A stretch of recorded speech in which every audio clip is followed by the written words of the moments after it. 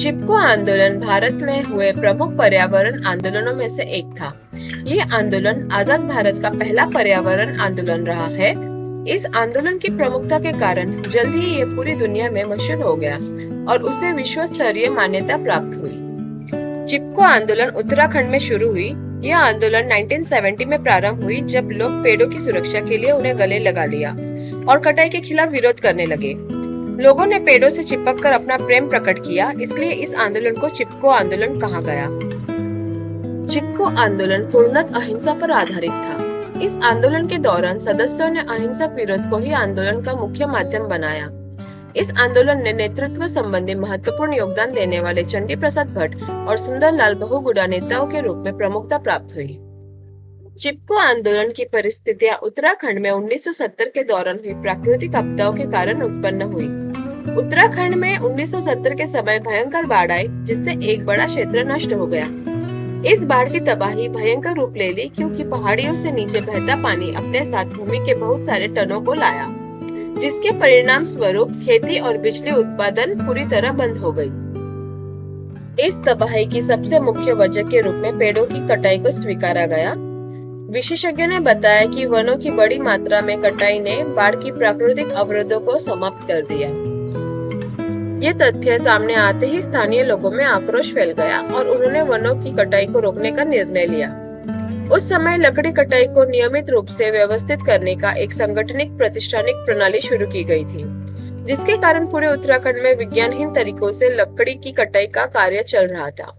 इसके परिणाम स्वरूप लोगों में असंतोष फैला और लकड़ी कटाई के खिलाफ चिपको आंदोलन की आधारभूत स्थिति तैयार हो गई।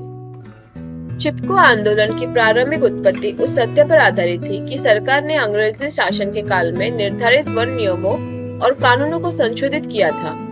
इन कानूनों के परिणाम स्वरूप स्थानीय लोगों को पेड़ काटने की अनुमति नहीं थी।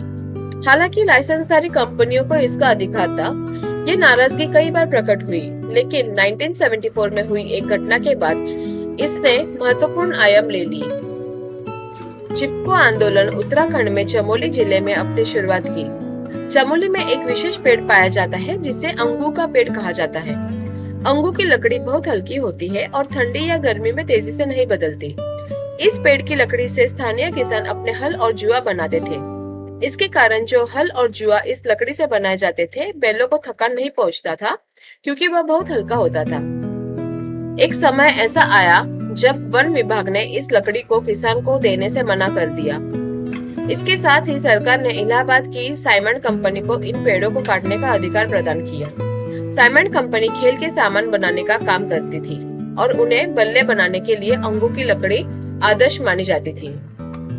जब स्थानीय किसानों को इस बात का पता चला तो उनमें गुस्सा फैल गया और 14 फरवरी 1974 को चंडी प्रसाद के नेतृत्व में एक सभा आयोजित की गई, जिसने चिपको आंदोलन की भूमिका का निर्माण किया।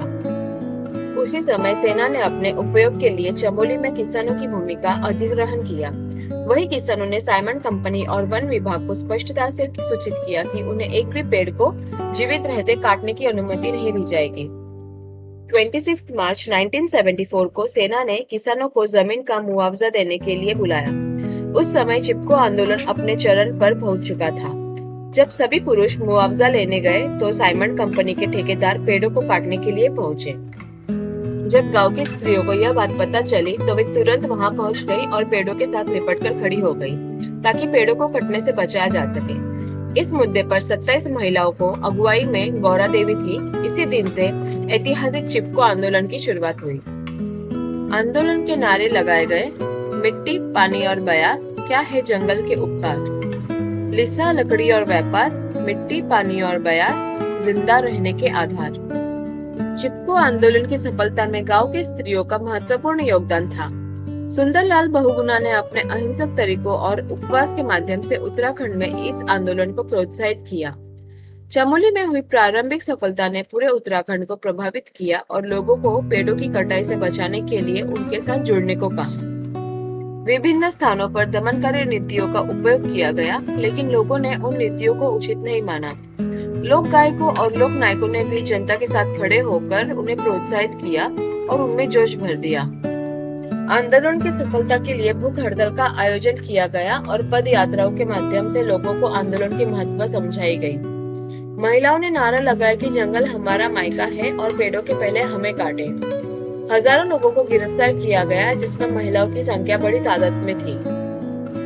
अंततः सरकार को लोगों की भावना के सामने झुकना पड़ा और पेड़ों की कटाई पर तत्काल रोक लगा दी गई।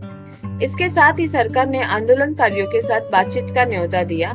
आंदोलनकारियों ने अपनी मांग को सरकार के सामने रखा।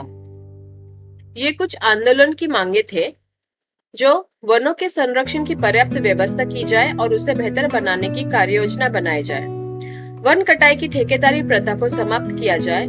हिमालय के 60% हिस्से पर वनों का होना सुनिश्चित किया जाए। हरे पेड़ों की कटाई पर जरूरत के अनुसार 10 से 25 साल का प्रतिबंध लगाया जाए। वन बंदोबस्त की नए कानून और स्थानीय लोगों पर वनों का उपयोग पर लगी पाबंदी को समाप्त किया जाए।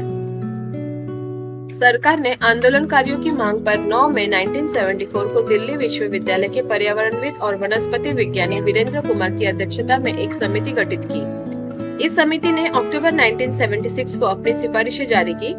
इस समिति की मुख्य सिफारिशें ये थे: उत्तराखंड में 10 वर्षों तक 12,000 वर्ग किलोमीटर के क्षेत्र में वन कटाई पर पूर्ण प्रतिबंध लगाने की सिफारिश की गई।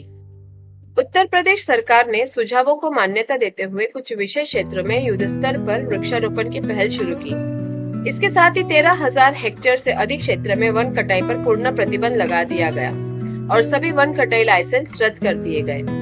साथ ही 1000 मीटर से अधिक ऊंचाई पर पेड़ों की कटाई पर भी पूर्ण प्रतिबंध लागू किया गया।